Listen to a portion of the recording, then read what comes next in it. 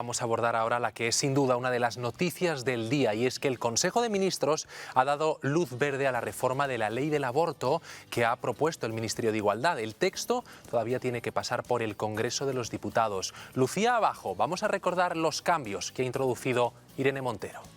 Sí, porque el Gobierno aprueba hoy mismo la reforma de la ley del aborto en el Consejo de Ministros. El Ministerio de Igualdad ha propuesto una enmienda por la que se incluirán medidas como que los menores a partir de los 16 años podrán abortar sin la necesidad del permiso paterno, con el objetivo de hacer más accesible esta práctica y garantizar el acceso al aborto a nivel nacional. Se incluirá una baja incapacitante por la interrupción del embarazo. Además, los centros de salud podrán distribuir la píldora el día después de forma gratuita. También se repartirán en los centros educativos métodos anticonceptivos. Esta ley además incluye la baja de 3 días por reglas dolorosas y además se ofrecerán productos de salud menstrual como tampones, compresas o copas menstruales. Una ley muy controvertida, María Roberto. Desde luego, muy controvertida y que aquí queremos analizar ahora en la mesa, porque antes de irnos a publicidad estábamos escuchando también el resumen que nos hacía Josué de lo que se había debatido y se había hablado en el Consejo de Ministros, y estábamos con los ojos muy abiertos, aunque era algo que ya nos veíamos venir, que no nos pilla de sorpresa. 16, 17 años, niñas menores que puedan abortar sin el permiso paterno y además con baja incapacitante. Bueno, es que ya lo dijo aquella ministra cuyo nombre afortunadamente me he olvidado, que los hijos no son de los padres, ¿no? Deben ser de ellos, ¿no? Es decir, a mí... Bueno, de los padres no, de primogénito 1, primogénito 2, ¿no? Era el hijo 1, hijo 2, sí. O sea, ya no se llaman ni padres, ni hijos, ni nada. No, nada, no, además son personas convivientes, ¿no? Esto es un lenguaje muy... Bueno, yo creo que en realidad la cuestión, estamos siempre, la izquierda, lo estamos viendo en las cuestiones prácticas, de verdad, las cosas que al final tienen un impacto doloroso en nuestra vida, como es el caso del aborto. Eso es una cuestión que cualquier mujer no se la toma, yo creo que de ninguna manera a la ligera, ni me gustaría estar en su pellejo, sinceramente, pero estamos en una cuestión de pura ideología, es decir, están intentando marcar una sensación de que ellos son una especie de progresismo y todo aquello que pueda ser discutible, todo aquello que debería ser razonado y debería estar sobre la mesa y buscar algo que es tan difícil en cuestiones como este tipo, encontrar acuerdos es muy difícil.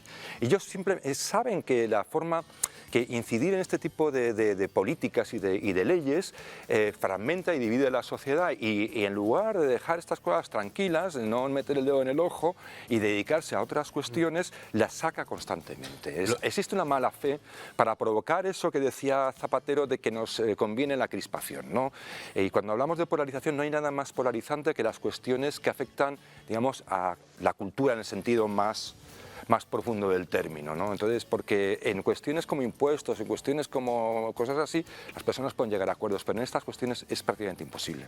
Lo que llama la atención es que el Gobierno, con esta ley, estamos viendo que protege más ahora mismo incluso a las mascotas que a los niños. También con la nueva ley de bienestar animal tiene más derecho un perro, un mapache, cualquier animal de la familia que los niños, ¿no? Es una desprotección del menor. Esta es una parte de la esquizofrenia y de la bipolaridad y de la falta de razón, ¿no? Esto diría Feijóo que es una cuestión ideológica y en la que no entra, pero a mí es que me parece que no es ni siquiera una cuestión ideológica, es de pura razón.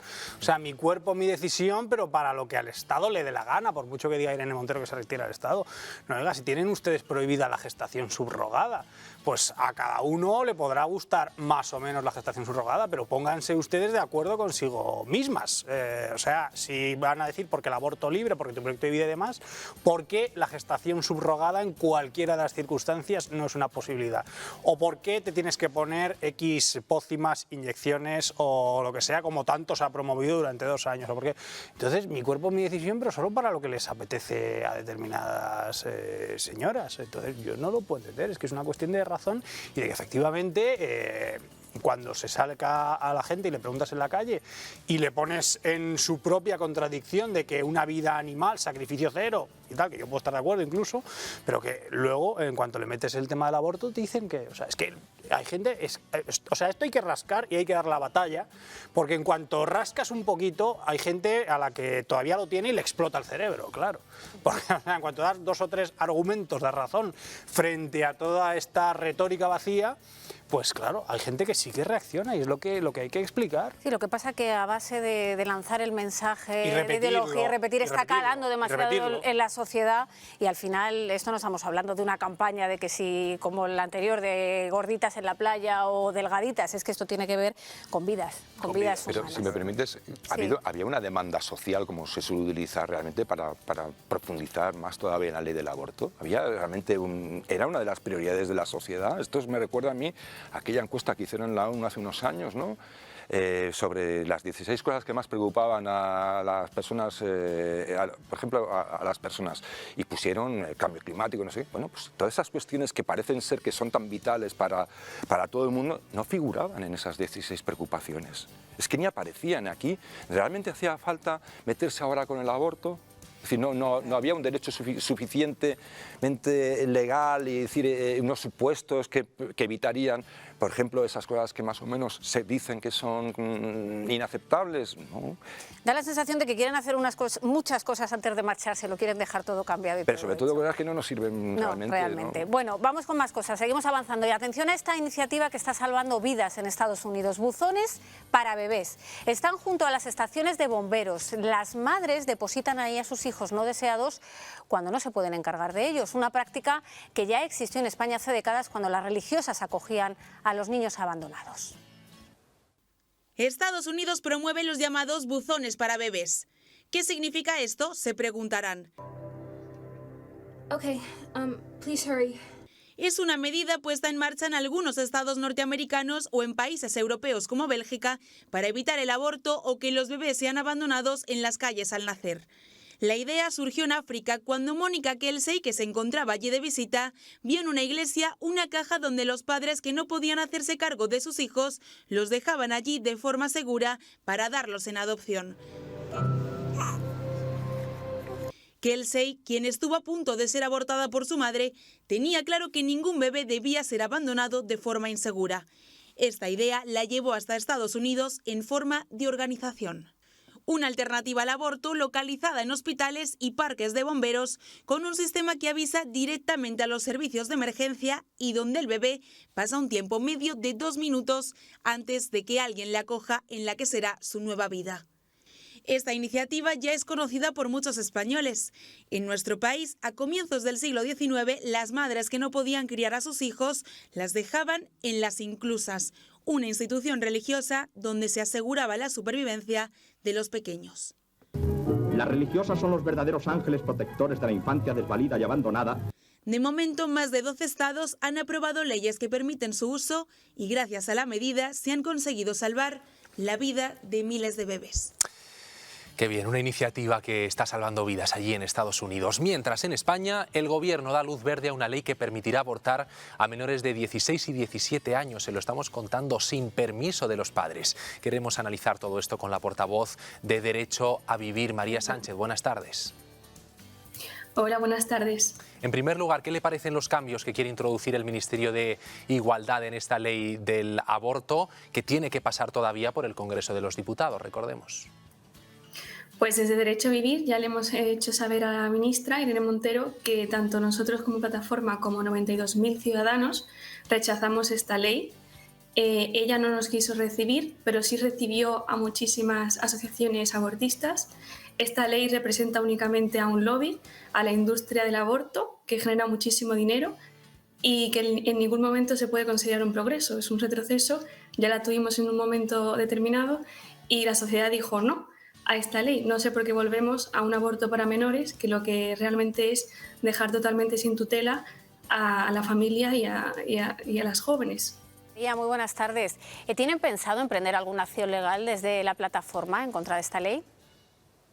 Bueno, pues estamos promoviendo acciones ciudadanas de movilización y bueno, en cuanto al proceso que va a seguir parlamentario, pues iremos convocando y realizando acciones. Ahora, bueno, hoy se aprueba el Consejo de Ministros, pero afortunadamente tiene que pasar por el Congreso y por el Senado. Entonces, en esas instancias donde sí puede haber más debate, pues está Derecho a Vivir para generar una presión, porque en el Consejo de Ministros, pues evidentemente ya sabemos cuál es la posición. la del Gobierno. Entre otras cosas, el nuevo texto persigue que los abortos se hagan en centros públicos, que todo hospital público haya al menos un médico que practique el aborto. Ahora el 85% se hace en clínicas privadas. ¿Qué le parece esta modificación también de la ley? Bueno, pues es preocupante sobre todo la forma en la que se va a llevar a cabo, ¿no? Que al final son listas negras de los médicos objetores, como ocurre ya con la eutanasia. Esto es un despropósito porque al final los médicos cuando estudian medicina lo hacen bajo un juramento y es en todo momento pretender salvar al paciente y nunca pretender la muerte del mismo. Entonces, bueno, que se persiga a quien cumple un juramento y se promocione profesionalmente a quien va contra la vida, contra la medicina, contra la salud, pues no tiene ningún sentido. Hay comunidades autónomas en las que realmente hay una revolución y no hay médicos que apuesten por esta realidad del aborto y de la muerte. Entonces no tienen más escapatoria que hacer leyes sectarias que coaccionen al personal sanitario. Pero esto no es representativo de la sociedad. Una vez más, ellos legislan para sus bases, para su masa revolucionaria, pero esto en ningún momento lo quiere ni el ámbito sanitario, ni desde luego un paciente. Un paciente no quiere confiar en su médico. Estos cambios, lo estábamos comentando, todavía tienen que pasar por el Congreso de los Diputados. ¿Cree que la Cámara va a dar luz verde a esta reforma? Bueno, pues viendo las mayorías y viendo otras leyes como la reciente de abril, de la persecución, la criminalización de los pro vida, realmente, a no ser que haya alguna nota discordante de último momento, pues está complicado, ¿no? por los escaños y la composición del Gobierno.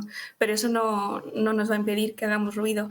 En Acto Ir siempre decimos que la única lucha que está perdida es la que no se libra.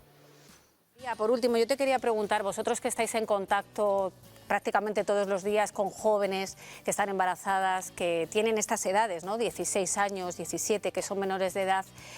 ¿Realmente ellas qué os transmiten a la hora de pensar si seguir adelante con ese embarazo o verse llevadas en una situación, por la situación que les envuelve, a realizar un aborto? ¿Están preparadas estas jóvenes para tomar esas decisiones sin el apoyo paterno y sin el apoyo de nadie que les pueda arropar o dar algún consejo? Bueno, pues la realidad que vivimos desde el Refugio Provida es que realmente las menores que van a abortar lo hacen acompañado de sus padres, por mucho que sus padres no apoyen la decisión, porque ya no es un tema de autorización, es un tema de compañía. En un proceso así, ninguna mujer merece estar sola. No se puede hacer a escondidas estas decisiones, son tan determinantes y tan trascendentales que privarlas del acompañamiento familiar es darle una falsa salida, una huida que no lleva a ninguna parte. Y realmente dejarlas en una posición de vulnerabilidad en ningún momento creo que puede llamarse ni progreso ni feminismo. De hecho, en el refugio, cuando tenemos varios casos de menores que acuden al aborto o que se ven empujadas al aborto aunque todavía no hayan tomado la decisión, ellas tienen la información tanto por parte, o sea, han comunicado la decisión tanto a sus parejas, a sus familiares, y ya da igual luego un poco el debate, el conflicto, pero es muy importante exteriorizar una decisión así, incluso, por ejemplo, para cualquier intervención o cirugía que un paciente reciba.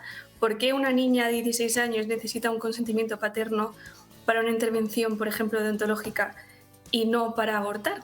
Es que es un sinsentido, no lleva ningún protocolo, no sigue ningún... se va de todo sentido común. Pues María Sánchez, muchísimas gracias por darnos tu testimonio y por estar hoy con nosotros aquí en el programa. Gracias, buenas tardes. A vosotros, gracias.